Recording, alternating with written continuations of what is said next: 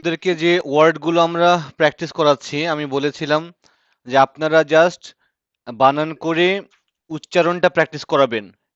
কারণ আমরা তো রিডিং হুম। শেখাচ্ছি ওদেরকে, এই জন্য আমরা শুধু উচ্চারণটা, ওয়ার্ডের প্রোনাউন্সিয়েশনটা আমাদের দরকার, যে সে বানান করে সঠিকভাবে উচ্চারণ করতে পারছে কিনা। তাহলে কিন্তু ওর জন্য বিষয়টা সহজ হয়ে গেল।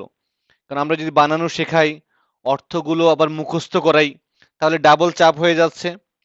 এক তো উচ্চারণটা শেখা, এটা একটা কাজ, অর্থ শেখা এটা আরেকটা কাজ।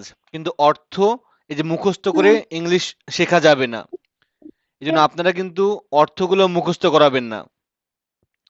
আমি যেভাবে সাজেশন দিচ্ছি আপনারা সেইভাবে প্র্যাকটিস করান, অনেক ভালো কাজ হবে।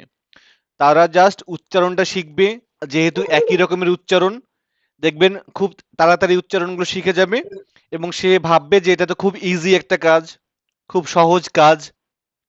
তাহলে হুম। তো ইংলিশ বেশ সহজ একটা সাবজেক্ট। তো ইংলিশ সম্পর্কে তার একটা পজিটিভ ধারণা তৈরি হবে, English is a very easy topic. তার মধ্যে এই ধারণাটা চলে আসবে।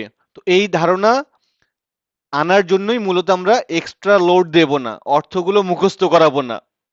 আমি বারবার বলছি অর্থগুলো মুখস্থ করাবেন না, কারণ মুখস্থ করে ইংলিশ শেখা যাবে না। অর্থগুলো আমরা বাচ্চাদেরকে শেখাবো এই সেন্টেন্সের মাধ্যমে, সেন্টেন্সে প্র্যাকটিসের মাধ্যমে। হ্যাঁ, এই জন্য আপনারা অর্থ নিয়ে টেনশন করবেন না, অর্থ শিখে যাবে সেন্টেন্সের মাধ্যমে ইনশাল্লাহ। এই জন্য আপনারা বেশি বেশি রিডিং প্র্যাকটিস করাবেন।